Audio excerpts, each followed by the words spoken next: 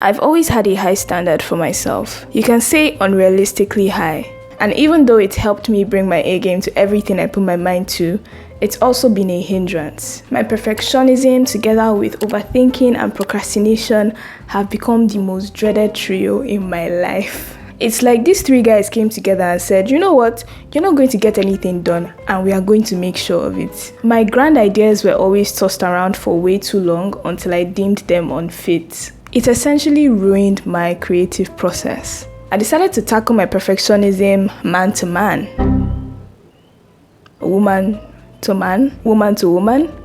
You get the point. If you're interested in knowing how I did that, I suggest you stick around to the end. In the meantime, I'll be handing over to the other me in 3, 2, 1. Hi, welcome. I'm Jess. I'm a perfectionist with well over 10 years of experience. And it's been a journey. Now, according to Google, perfectionism in psychology is a broad personality style characterized by a person's concern with striving for flawlessness and perfection, and is accompanied by critical self-evaluations and concerns regarding others' evaluations. I agree with that definition. I don't think there's anything wrong with it. But my type of perfectionism is kind of different. I like to call myself a selective perfectionist, where I only care to be perfect about the things that I truly care about, things I really want to do. Every other thing, well,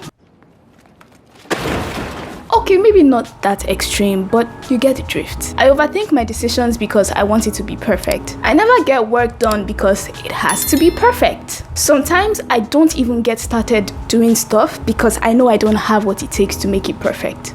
In today's video, we are going to be talking about imperfection. Gotcha! I know you were thinking that this video was about perfectionism, and it is, but just not in the way that you expect. I'm going to be telling you how I've embraced imperfection and started the process of overcoming my perfectionism, because me coming here to tell you that, oh, this is how I overcame perfectionism is a lie. I still struggle every day, and I know that there are people out there that still struggle with this every single day. I am one of you, trust me. Solidarity forever. We are in this together. I'm in the process of overcoming it, and there are a few things that have helped me that I'd like to share. The first thing that I did was to stop comparing. I had to stop comparing my work to other people's work, because sometimes that is where your so-called high standards come from. I know you've all heard this saying, comparison is a thief of joy. I like to add one more thing. Comparison is the fuel of perfectionism, because if you never stop comparing your work to other people's work, if you never stop comparing what you've done to what other people have done, it's never going to look perfect in your eyes, because there's always going to be someone out there who you feel is doing it better than you are. It is better to just draw inspiration from other people's work and leave it at that. Stop trying to strive for someone else's standards. Instead of comparing your work to other people's work, it is better you compare your work to your work, like your previous work to the work that you're doing now. See if there's room for improvement. See if improvements have been made. I personally believe that comparing your work to your work is a much healthier way of improving your work, because you see exactly what you need to do. Now this leads me to number 2, which is celebrate your small wins. Praise yourself when necessary. Now, I know it's in our nature to be highly critical of ourselves. I mean, look at that definition that I just gave you at the beginning of this video. But if you don't learn to celebrate your small wins, it's not going to be easy for you to trust your work. Because essentially, to me, perfectionism is you not trusting that what you've done is perfect, because you have some random standard out there that it has not met yet. And the truth is, it will never be perfect enough. And that is my next point. Aim for good enough, not perfect.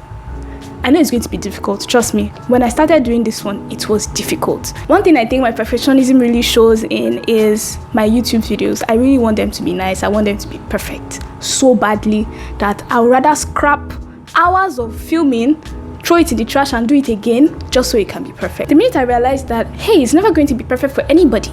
Perfection is a myth. It's unattainable. Aiming for good enough helps you get more stuff done. As a perfectionist, I will admit that my work rate is pretty slow because I overthink every single decision I want to make. But I realized that I was only shooting myself in the leg.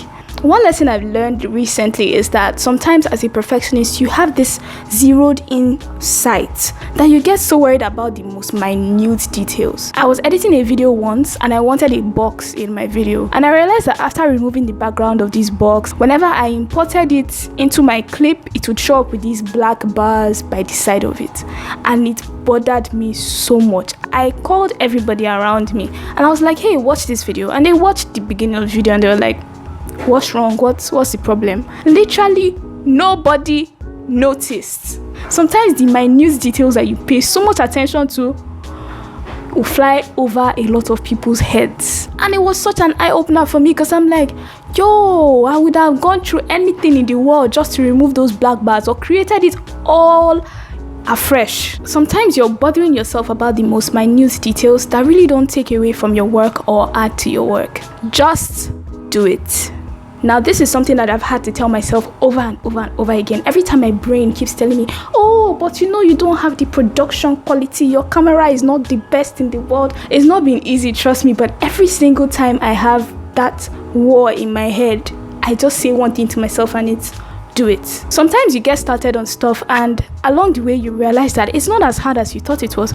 Sometimes you realize that it's harder than you thought it was. How would you have known all these things if you didn't get started?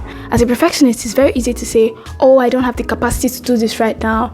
I can't do this. I'm too busy. I'll do it later. These are excuses I'm all too familiar with. Why? Because I give myself those excuses on a regular. If you take nothing away from this video, take this. Make your perfectionism your strength, and learn to differentiate when it's helping you and when it's holding you back. Perfectionism is not a negative thing. You just need to find how you can make it work for you.